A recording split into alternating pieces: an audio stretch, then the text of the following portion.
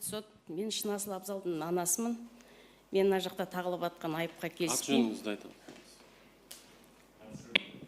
Еспергенова Ақбота Есенгелдиевна.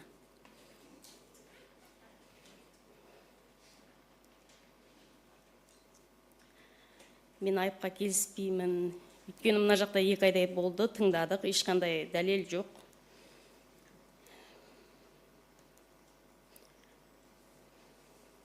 Әскентай Дарханның өз немізде қаламыз дейді, ұрды, соқты, тепті, мылтық ұстады. Дәлелдеп беріңізші. Дәлелдеп, осы мылтық ұстағанын дәлелдеп беріңізші маған. Сонда алдыңғы жәбірленушілердің айтқан сөзіне қарай шешім қалай шығарасыздар? Үш түрлі сөйлеп тұр. О кезде Дархан ұрды, тепті дегенде аяғында темір тұр, не жүгір алмайды, не нете алмайды, қалай тебеді.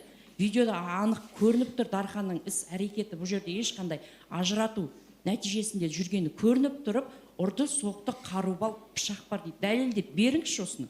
Осыған әлі көзім жетпей тұр менің. Одан кейін мұнда соттаушылар айтады, біздің іс әрекетімізді дәлелдемеді деп. Айыптау тарапы соттаушылардың барлықтарының іс әрекеттері толыққанды дәлелденді деп санайды, және өзіміздің ұстанымызда қаламыз.